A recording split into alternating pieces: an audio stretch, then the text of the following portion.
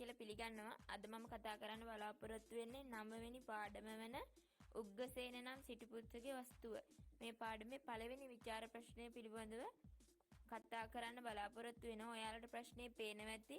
ධර්මසේන හිමියන්ගේ කතා කීමේ කලාවෙහි විශේෂත්වය උග්ගසේන සිටුපුත්‍රගේ වස්තුව ඇසුරෙන් විමසන්න. ඉතින් මේ විචාරයේදීත් අපි කරන්න ඕනේ මේ පාඩමට අදාළ ආරම්භක ඡේදය ලියනවා. මේ ආරම්භක වසනයේට අපේ ප්‍රශ්න එකතු කරන්නත් ඕනේ. ඊට පස්සේ අපේ පළවෙනි උදාහරණය ගන්නවා. මම අරන් තියෙන පළවෙනි උදාහරණය තමයි විද්‍යතානෝද ඒ අසා මදුව විකුණන්නා නැත. රන් හැරගෙන නොදෙමි. අපටත් රක්ෂාව නම් ඌම වේද. නොලදොත් මියෙත් නම් මිය ප්‍රයෝජන කිම්ද. ඉතින් මේ පාඩේ විස්තර කරලා තියෙන ආකාරය බලමු. මගේ දුවව විකුණන්නේ නැත. රන් වලටද නොදෙන බව පවසනවා.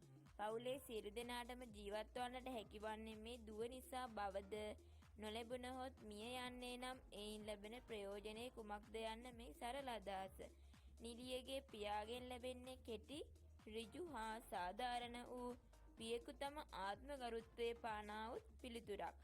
ධර්මසේන හිමි අට කතාවේ සඳහන් වන වැකිය ලියා ඇත්තේම මා දුව විකුණන්නේ නැත. රන් හැරගෙන නොදෙමි ලෙසයි. එතුමන්ගේ අනුවර්තනය අතිශයින්ම සජීවී වූයේ මාදුව විකුණන්නේ නැතයි සිය අතින් සිතින් යොදන මේ යෙදුම නිසා. නිලියගේ පියාගේ ආදායම ලැබෙන්නේ දුවගේ රංගනයෙන්. අපටත් රක්ෂාව නම් ඌම වේද. ඔහු ඇත්තම පවසනවා. මේ කතුවරය අතින් යෙදූ කියමනක්. එසේනම් ධර්මසේන හිමියන්ගේ කතා කීමේ කලාවෙහි විශේෂත්වයක් මේ නිදසුනෙනුත් පැහැදිලි වෙනවා. දෙවෙනි උදාහරණයේ විදියට මම අරන් තියෙන්නේ විද්වතානෝද සිටුපුත්‍රයාණන් දන්නා විද්වත් ශිල්පයක් නැතත් ඒ දෙය මේ දෙය අල්වා ගන්නට වුවත් සහායක් වුවමනා හේයින් දුවනියන් පාවා දීලා උනුන් කැඳවාගෙන රට මුළුල්ලේ කෙලිලලු පෑ ඇවිදිති. ඉතින් මේ පාඩේ විස්තර කරලා තියෙන ආකාරය බලමු.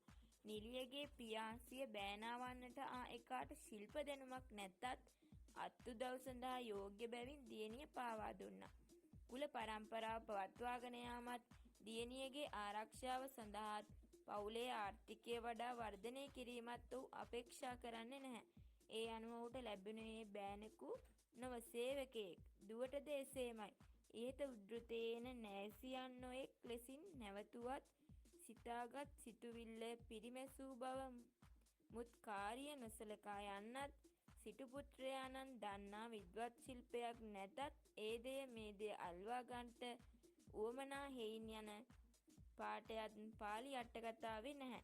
කතුවරයා ඒ අලුතින් එක් කරගත් වැකියක්. එසේනම් මේ උදාහරණයනුත් ධර්මසේන හිමියන්ගේ කතා කීමේ කලාව පැහැදිලි වෙනවා. ඉතින් තුන්වෙනි උදාහරණය විදිහට මම අරන් තියෙන්නේ මෙතනට 7 වෙනි දවස් මම ශිල්ප දක්වමි. උග්ගසේන විසින් ශිල්ප හදාරන්නේ සිය බිරිඳගේ පියාවන තම මාමණ්ඩියගෙන්. එම නිසා ඔහු ඉක්මනින්ම නැටුම් කලාව ඉගෙන ගන්නට වෙනවා. කණ්ඩායමේ බඩබාහිර ආදී ඇදීම පසෙක දමා ඔහු ශිල්ප දක්වමින් රට වටේ යනවා. අවසානයේදී තමන් උපන් රජගහ නුවරටම ගොස් ශිල්ප දක්වන්නට තීරණය කරනවා. ශිල්ප දක්වන පණිවිඩය මුළු නගරයටම දැනුම් දෙනවා. ඉහත උදාහරණයේ එන තමන් සමර්ථ හේයින් උන් දන්නා යන යෙදුම් කතුවරයා අතින් දැමූ කොටස්. වචන අඩු වැඩි කරමින් ධර්මසේන හිමියන් මේ කතාව අලංකාරව සිය අතින් වචන යොදමින් ලියලා තියෙනවා. එසේනම් ධර්මසේන